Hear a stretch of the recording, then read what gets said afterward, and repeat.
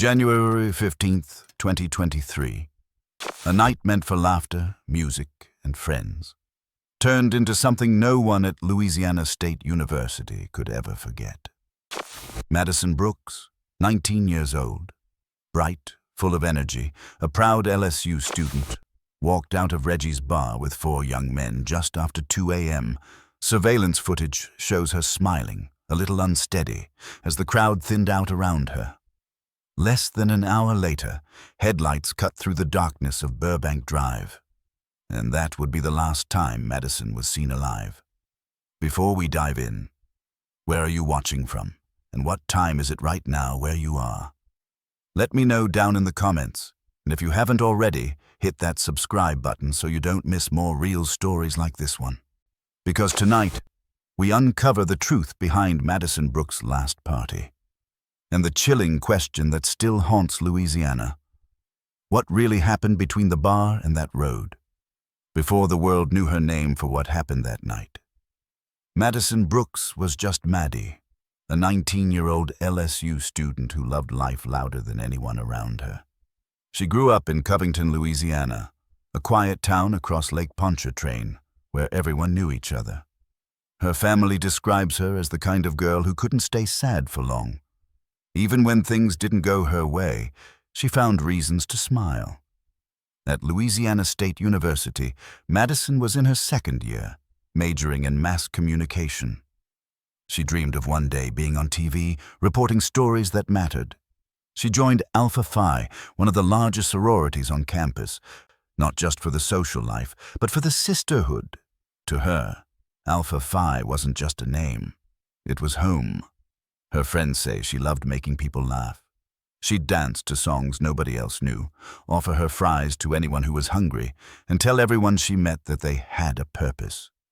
Days were filled with classes, group projects, and coffee runs. But weekends were sacred. For LSU students, the Tigerland nightlife was part of the culture. A cluster of college bars, neon lights, loud music, and the kind of chaos only college kids understood. Madison loved those nights. She wasn't reckless, just young, curious, and surrounded by people who made her feel safe. Her friends say she always texted them when she got home. Always. But on that Saturday night in January, those texts never came.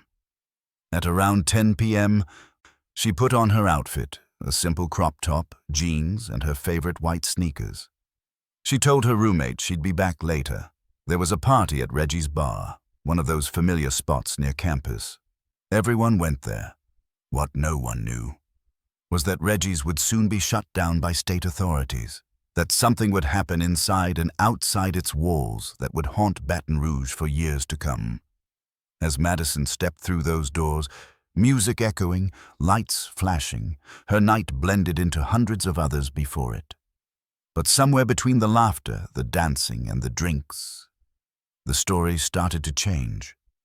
Who were the people she met that night? Why did she trust them enough to leave with them? And how did a bar, meant for fun, become the starting point of a nightmare? Because hours later, Madison Brooks would be found on a dark stretch of Burbank Drive. And the world would start asking, how could this happen? To her, to anyone. The campus of LSU stretches wide, its oak-lined paths and salt air breeze offering the promise of freedom and possibility. The colors of purple and gold ripple through the quad, mixing with laughter, textbooks, and the roar of Tiger Stadium during game days. But as daylight fades behind the Louisiana horizon, a second world awakens. One defined less by lectures and football, and more by neon lights, music, and late-night abandon. Just south of the main campus lies an enclave known among students as Tigerland, a corridor of bars, blinking signs, and pulsing crowds. One of the most prominent of them, Reggie's Bar on Bob Petit Blood, a hotspot for weekend revelry. On any given Saturday night, the scene at Reggie's is familiar. The line wraps around the block, friends queuing in groups, the beat of the music inside thumping through the front door. Inside, the air is thick with perfume and spilled drinks, the lights low and the bass high. Students lean over to be heard. Bottles clink, laughter rings, and it all feels for a moment like pure escape. Yet beneath that carefree facade, the bar had a troubled track record. Investigations show that Reggie's had been repeatedly cited for underage drinking and other violations. In 2017, for example, a police sting found dozens of minors had gotten in, leading to a 45-day suspension of its license. The night that drew nationwide attention began there. According to regulatory records, the licensing board described the venue as having a long history of controversy and placed blame on its failure to protect underage patrons and control dangerous conditions. But Tigerland itself was more than just bars. It was a social ecosystem. Sorority mixes ended at these places. Late-night student rides began and ended here. Friendships were forged in the shadows of flashing lights. For freshmen and sophomores, it was almost a rite of passage. Go out, be seen, belong. And for young women like Madison Brooks, the combination of Greek life, weekend nightlife, and a vibrant campus seemed safe. She belonged to a sorority, had plans, laughed easily, and danced without fear. Yet the very setting she trusted held the seeds of danger. Because when you leave the known, the campus halls, the classrooms, and step into a world where few rules are enforced and things happen fast, the illusion of safety can crack. Outside the bars, the city lights fade fast. Tigerland's sidewalks are uneven, the streetlights sparse, and at 2 a.m., the only sound might be a rideshare car idling, the hum of students walking home, or not walking home. Reports show that many nights, students left intoxicated, unaccompanied, and vulnerable. In a report published after Madison's death, an advocacy group criticized the focus on just alcohol servings. They argued the deeper issue was predatory behavior in that nightlife culture. On that January night, Reggie's would close its doors for the weekend at the usual hour. But the night was far from over. It was the beginning of a sequence that would force LSU, the city, and a nation to reconsider what happens when youthful freedom meets unchecked nightlife. This was a world of bright signs and loud music, of friends and laughter, and yet also a world that, for one young woman, would never let her walk home safely. The bar had emptied into the January night in small groups, laughter, cigarette smoke, the clack of shoes on pavement. 4 men moved through that crowd and into the dim lights beyond.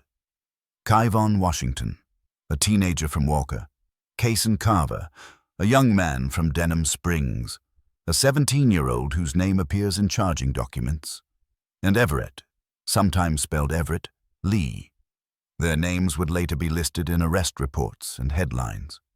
Surveillance video released after the incident shows a sequence of steps. The 4 men walk out together, people streaming behind them, then Madison Brooks, catching up to the group as they move toward the parking area. The footage is brief, a handful of frames in the slow, repeating loop of camera playback. But it places her with them as the night continued. In later statements to deputies, one of the men described Madison as unsteady, unable to keep her balance and slurring her words. Those details are recorded in arrest affidavits that form the basis for the charges filed by investigators. The reports say she asked for a ride. The group agreed. The accounts diverge after that point. Prosecutors' filings allege 2 of the males engaged in sexual acts with Madison in the back of a vehicle, while the other 2 occupied the front seats. The 2 in the back were later charged with rape. The 2 up front were charged as principals, accused of being present and complicit in the acts described in charging documents. Toxicology reports included in court records show Madison's blood alcohol content measured at 319 g%, a number prosecutors highlighted as evidence of severe impairment. The reports also noted the presence of THC. Those figures appear in published local reporting and in filings tied to the case. One of the accused, Kyvon Washington, had become the subject of reporting that referenced prior allegations from years earlier. Local outlets noted a separate indictment from his juvenile years that investigators re-examined as the case unfolded. After the group left the vehicle, deputies say Madison was left on the shoulder of a dimly lit road near the Tigerland area. Minutes later, a vehicle struck her on Burbank Drive. She was taken to a hospital and later pronounced dead. The driver who struck her was not charged in connection with the crash, according to public statements from law enforcement. The bar, where the night began, Reggie's, drew immediate regulatory scrutiny. The State Office of Alcohol and Tobacco Control suspended its liquor license shortly after news of the student's death and the arrests. Later hearings and filings led to the license being revoked and the venue closing its doors. Lawsuits followed, with Madison's father naming the bar among those he said contributed to the chain of events. Court records and subsequent motions show competing narratives emerging through the legal process, arrest affidavits describing the sequence of events, defense filings questioning interpretations of video evidence, and requests for additional information about other possible interactions Madison may have had earlier that weekend. Those filings appear in local reporting on the case and in court coverage. Names on an indictment are not the whole story. Small human details seep through the paperwork. Friends' remembrances of Madison's laugh, social posts and photographs of a girl in college life, and the way a sorority house posted memories of a sister lost. Those personal notes sit alongside the stark lines of charges, creating a contrast that many in Baton Rouge saw played out in the public record. The case has moved through arrests, filings, and public hearings. Regulators closed the bar, civil claims were filed. The sequence that began with a night in Tigerland and ended with a body on Burbank Drive is documented across those public records. Camera frames, toxicology results, affidavits, and the formal charges that prosecutors lodged in the days after. The night began like many others in Tigerland. Crowded bars, loud music, and a campus population looking for escape after a long week of classes. Madison Brooks arrived at Reggie's bar sometime around 10 p.m. She was 19, a sophomore at Louisiana State University, and part of the Alpha Phi sorority. Security footage later reviewed by investigators shows her entering the popular bar that Friday night. Inside, Reggie's was busy. The floor was slick, the music constant, and bartenders moved fast behind the counter. Groups gathered in clusters, taking photos, ordering rounds, talking over the sound of speakers. Witnesses said Madison appeared to be drinking throughout the evening. By 1 a.m., the crowd began to thin. Surveillance video recorded Madison near the bar entrance, appearing unsteady. An arrest warrant later described her as very unstable on her feet, unable to keep her balance, and slurring her words. At 1:49 a.m., footage captured her walking out of the bar. 4 men left around the same time: Kyvon Washington, Kason Carver, Everett Lee, and a 17-year-old male. Cameras outside the building showed the group moving together toward the parking lot. A few minutes later, around 1:54 a.m., they entered a vehicle. The car, driven by Kason Carver, pulled out onto the nearby road. According to his later statement, Madison had asked for a ride home. He told investigators she was too intoxicated to provide an address, falling over and struggling to speak. During the drive, the car reportedly stopped along a nearby street. According to court filings and affidavits, 2 of the men, Washington and the 17-year-old, had sexual contact with Madison in the back seat, while Carver and Lee remained in the front. Both front seat occupants later admitted to seeing what was happening but did not intervene. Afterward, the vehicle continued for a short distance. Carver told investigators that Madison asked to be dropped off. The group left her on the roadside near the Pelican Lakes subdivision along Burbank Drive. At 2:50 a.m., about an hour later, a rideshare driver traveling down Burbank Drive struck a person standing partially in the roadway. The victim was later identified as Madison Brooks.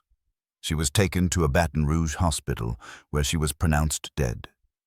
Toxicology tests later revealed a blood alcohol content of 319%, roughly 4 times the legal driving limit. The 4 men returned home before sunrise.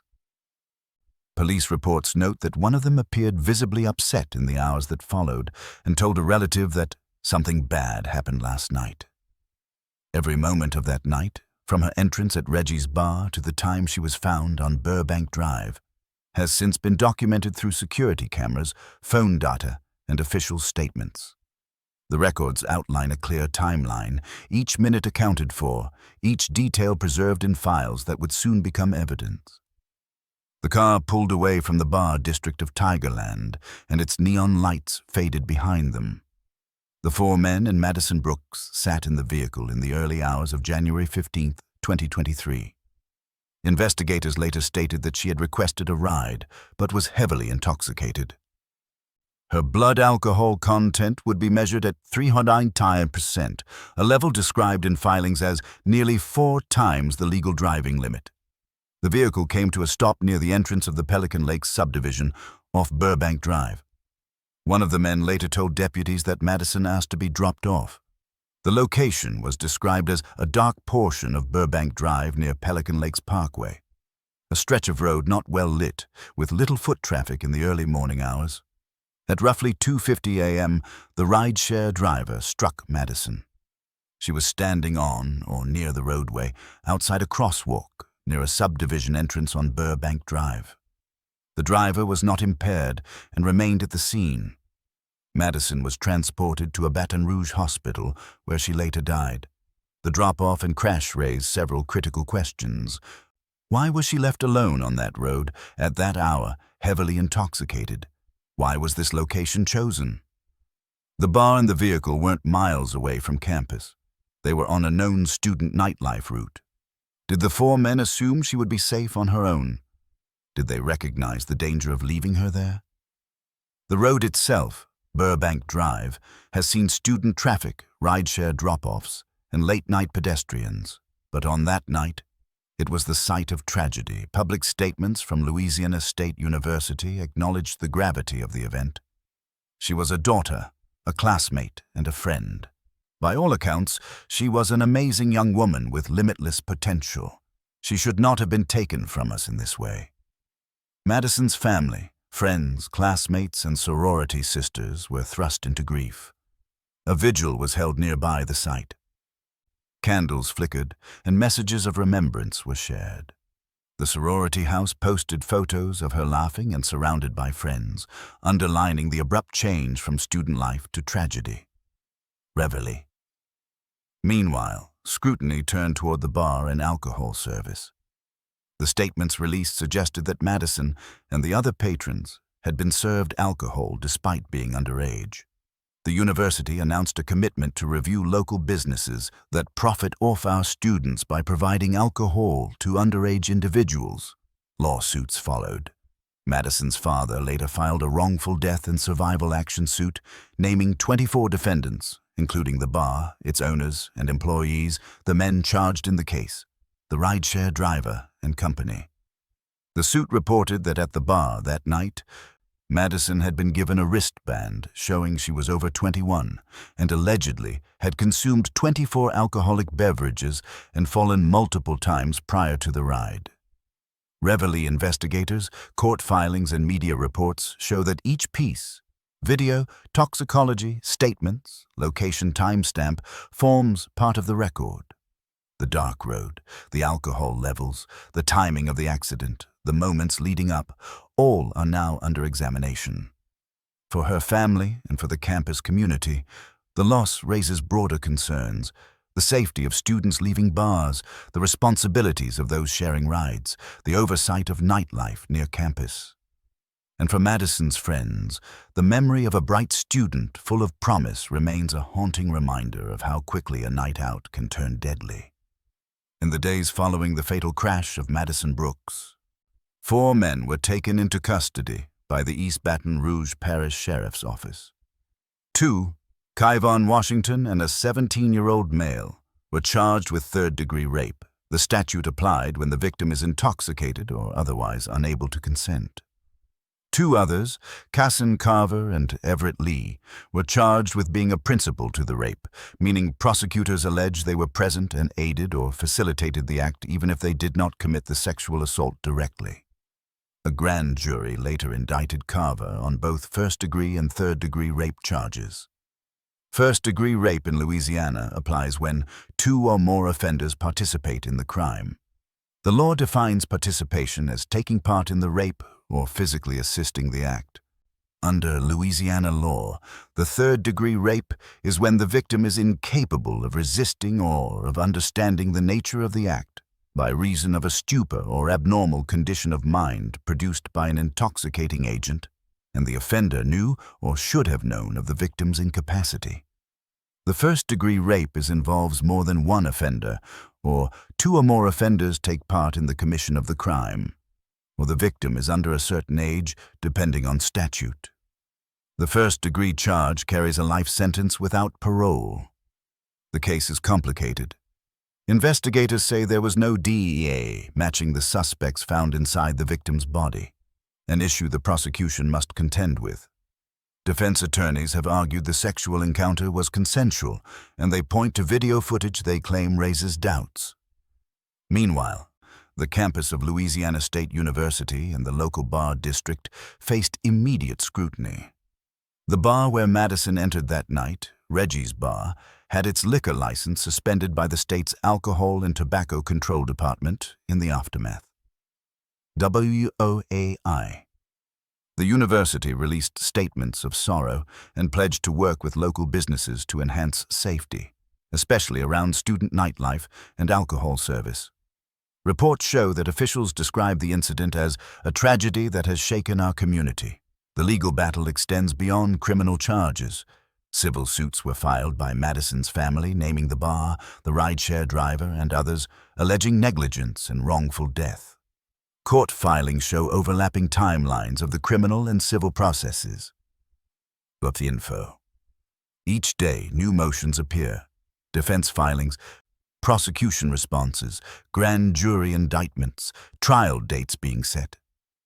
It is a case that intersects campus life, nightlife culture, alcohol regulations, and criminal law. The death of Madison Brooks sparked conversations far beyond the immediate tragedy. Her story touched on bar liability, campus culture, consent, and the role of alcohol in student nightlife. The night began at Reggie's bar in the Tigerland district near Louisiana State University, where students gathered. After Madison's death, university leadership called out local bars for serving underage students. In a message to the campus, President William F. Tate Forthorth wrote, "All but one of the suspects involved were underage yet were able to consume alcohol at a local bar. As such, our action plan starts with a deep and relentless focus on any establishment that profits off our students by providing alcohol to underage individuals." The Louisiana House Judiciary Committee considered legislation that would hold bars legally liable when underage patrons are served and then harmed. The bill failed to pass, with a 6-6 tie vote. Critics argued it misplaced responsibility. The state's Alcohol and Tobacco Control Agency also stepped in. They issued an emergency suspension of Reggie's liquor license, citing the seriousness of the allegations and the potential threat to public safety. Within the LSU community, Greek life and social nightlife have long woven into the university's culture. But Madison's death shone a harsher light on vulnerability in that environment. Some student reactions pointed to a sense of loss of innocence. "I actually just got off the phone with my mom. She was just telling me to be careful if I ever go out again," LSU freshman quoted in student response article. A local advocacy group that works with sexual trauma survivors said the focus should shift from alcohol service to consent culture. In an article they warned, "Alcohol is not the cause of rape. Perpetrators use alcohol as a weapon to facilitate rape." Louisiana Illuminator. The incident raised hard questions for young adults.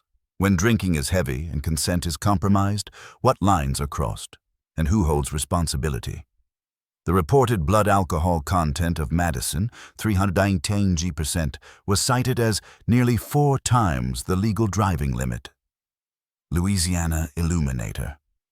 The interplay between underage drinking, bar regulation, peer culture, and predatory behavior became part of the conversation. On campus, the sorority house of Madison's membership posted tributes. Classmates described her as bubbly, loving, and selfless.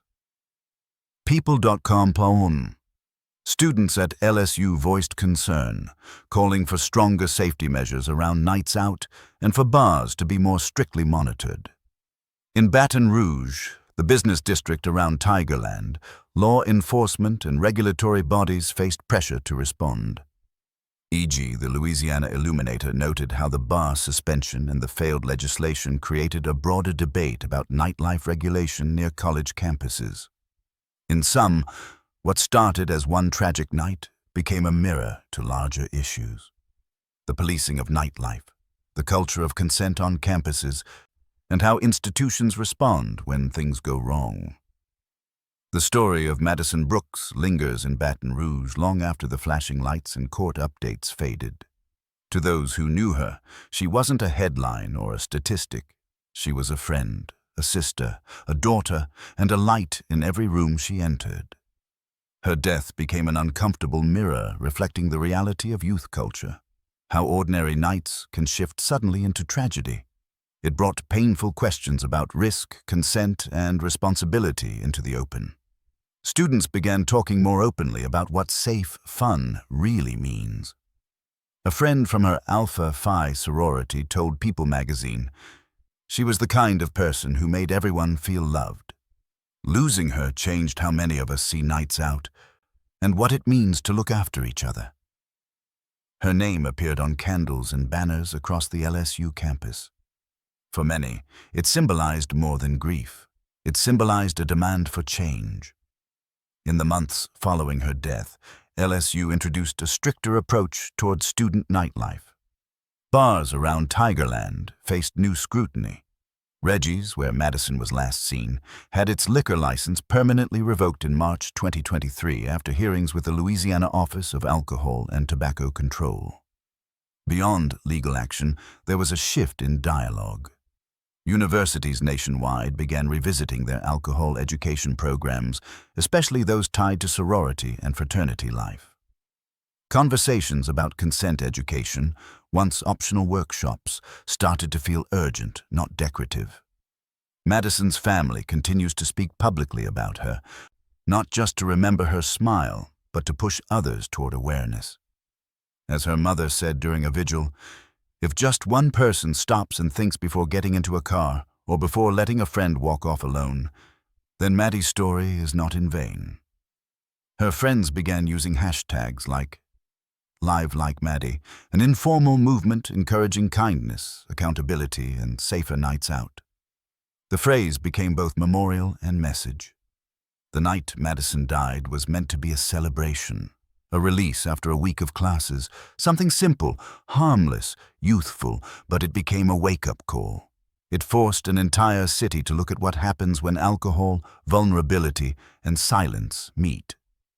In that way, her story isn't only about loss, it's about the fragile balance between freedom and safety, trust and responsibility. If you're watching this, remember, check on your friends before and after the party. Speak up if something feels off. Understand that consent can never coexist with incapacity. Support survivors. Believe them. These are not rules meant to scare people from living. They are reminders of what it means to protect one another. Madison Brooks' story is not just a tragedy to be retold. It's a lesson to be carried forward. Her light, though brief, sparked conversations that could save others. If this story moved you, subscribe for more deep, human stories, where each one reminds us that awareness is power and empathy is strength. Rest in peace, Madison Brooks, forever part of LSU's heart.